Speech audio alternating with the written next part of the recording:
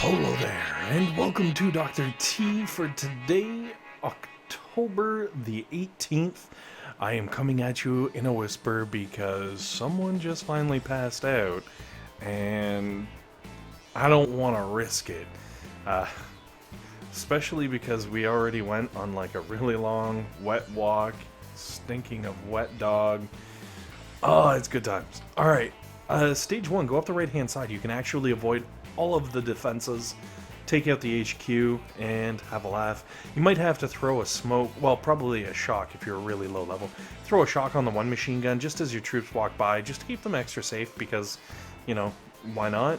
Or if you don't want to throw a shock, you could probably throw a medkit. Alright, so for this one, you can take out the flamethrower on the right, and then just go up the right-hand side, throw some artillery, spread the artillery between the the rocket launcher and the sniper tower, and you'll be fine. Stage 3. Oh wait, stage 3 is the one I was talking about. With stage 1, you can just straight up go around it. This is the one where you might have to shock that machine gun, or possibly smoke or something just to get around it. But it should be fairly easy, and then once you're up in this top corner, you're laughing. You probably don't even need to shock that machine gun, honestly. And then, yeah, I took out some stuff just so I could speed things up with critters, but I didn't even need to because that HQ only has like 100,000 hit points, which in the grand scheme of things is pretty low, honestly. Alright, now, stage 4, jumping up the difficulty, but not too crazy. It's doable. You're going to need a little bit of GBE to start off. You're going to want to take out the rocket launcher and cannon combo, and then the rocket launcher and sniper tower combo, and then land your troops on the right hand side and let them come in towards the machine gun and flamethrower right there. Now, just a tidbit for hookah, if you're rocking hookah, one shock should be able to bridge the gap between that machine gun and flamethrower, so you could throw the one shock, nail both of them, let your hookah work them down, just because I know the flamethrowers, they can be pretty nasty against the poor hookahs. And then come up, take out the, I guess, in-betweeny defenses, and then from here I flared straight up onto the shock launcher, because that's the one that's got to go. And that thing has like 26,000 hit points. So like, it's a lot of freaking hit points. And also I realized actually if you were to try doing this with hookah, that rocket launcher would just shred your Zookas. So make sure you do something about that rocket launcher before you pull up. And then obviously the shock launcher and the rocket launcher up near the HQ can both be taken out with one shock. So I don't know, maybe if you've got Barrage or something, take out the rocket launcher down there. You know, whatever it takes, I guess. And you will be able to take out stage 4. Now, alternatively, if you are rolling hookah, you really don't even need to take out that shock launcher, because you'll have to shock it on approach so that your heavies can get lined up and your Zookas will be at max distance. But what'll happen is it'll shock the heavies, which do like no damage, so no one cares, and then your Zookas will be able to just finish off the HQ from behind. So just go even wider right, I guess, if you're doing hookah. It would make a lot more sense going that way. Don't ignore my crazy ramblings earlier. Okay, stage 5, take out the boom cannons. And just because, kind of forgot the medics, my bad. Take out the boom cannon, and chances are you're going to be hurting the things around it. So if you are, take out the rocket launcher, or the sniper tower / flamethrower combo. Either one is acceptable. I went with the rocket launcher just because I kind of wanted to minimize the amount of damage, I guess, they'd be able to pull off. And then there is a boom cannon right next to the HQ that touches a cannon and I think it's a mortar or something. Drop some artillery right in the intersection of those three, and you can take them all out in one go, which is fantastic because it'll save you a lot of headaches later on in the attack. As you can see, we'd probably be pushing into boom cannon country right now if we didn't take that out, and that could be bad. Okay.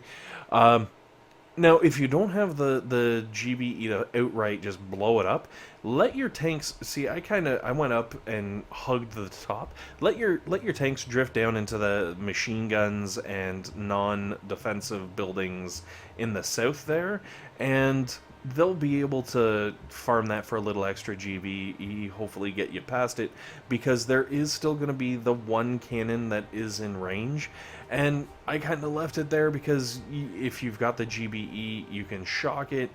If you don't, you can throw a smoke, and just smoke any tanks that kind of drift over into cannon country. And if you don't want to shock it or smoke it, you can always blow it up, because once that cannon's gone, there is nothing that's going to hit your tanks while you take down the HQ. Okay, which also, by the way, shouldn't take that long, because it's only 300k hit points. It should be alright. Now, moving on to Stage 6, the shock launcher is a beast. It's almost 40,000 hit points, and it's smack dab in the middle of the island, so no matter where you go, it's gonna hit you.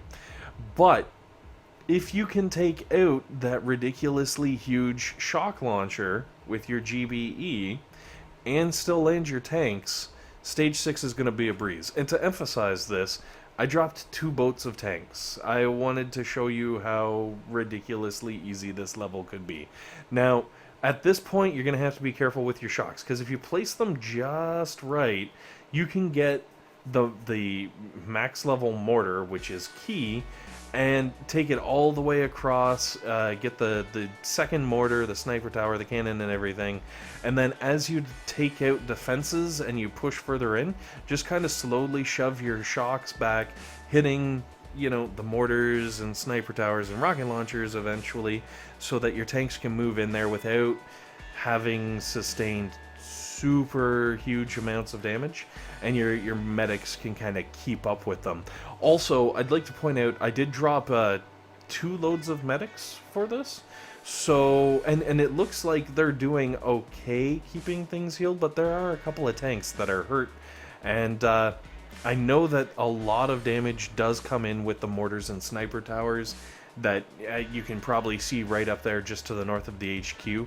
So I would suggest probably like a 4 and 4 layout for your tanks, in case you normally do like say 5 and 3 or 6 and 2, depending on how big your landing crafts are and whatnot. For this particular one, I would maybe suggest going even number tanks and medics if you at all can. And then also, like, if you've got critters are fan-freaking-tastic at distracting the sniper tower and the mortars and everything.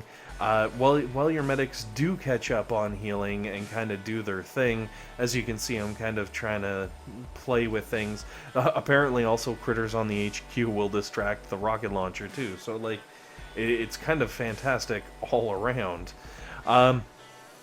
Anyways, keep cycling through. I basically choose whatever's lowest. If your heals are lowest, throw some heals on your tanks. If shocks are lowest, throw some shocks on the sniper tower and mortars. If critters are the cheapest, throw some critters over near the HQ and distract everything, and eventually you'll wear down the HQ, you'll get your loot, and you'll be able to move on to Stage 7. Now, I'm throwing out a disclaimer right now. Stage 7... only 450k, not an incredibly difficult Dr. T Stage 7, but I feel like I really dropped the ball on this one. I don't know what happened, but I definitely kind of was left going, what did I do? What's going on here? And I know I could have, like, pulled out and probably redone this, but I was just like, you know what, the puppy is going to wake up shortly, I need to make this happen, and need to make this happen now. So, excuse me, I just kind of went with it. But Yeah, it's kind of crazy because I drifted up the right hand side thinking, all right, I'll be relatively safe, and I did take out the one boom cannon that would have range on me and would cause problems for me, and I tried to stay away from the other ones. Oh, excuse me. Sorry. It's, I guess technically you can count this as late October, and I've been walking around in the rain with the dog for a good portion of the day, so I'm probably getting sick now, which is going to be fantastic, because that means you're probably going to have to deal with me sniffling my way through videos in the near future. Maybe I'll, dose some echinacea and see if I can hold this off. Alright, so now I started throwing the GBE and I realized, holy schmokes, that's a lot of GBE to take out one boom cannon. And I did take out the one boom cannon. Unfortunately, if you're as good at math as I am, you'll count two boom cannons. Sorry. I want to count your blood. No? I don't know if he ever actually said anything like that. If you don't know who I'm talking about, don't worry about it. If you do, haha, Oscar was awesome. Alright, so anyways, I at the end here, I kind of went up along the top and tried pulling in to take out the boom cannon because I knew it would have range on my poor tanks. And actually, you know what the stupid thing is? When I went back and looked at when I was scouting, I'm pretty sure if I just pulled back to max range, that boom cannon probably wouldn't have had range on my tanks. So all of that was for nothing, and basically I lost a whole bunch of tanks plowing through this area that didn't even need to be plowed. Which is why I say, maybe don't necessarily do what I did on, stage 7. Though once you do it the way I did, you can chill up by the HQ forever, blowing that thing up without any problems. Anyway, guys, thanks for watching. Hopefully this has been helpful. Hopefully this has been entertaining.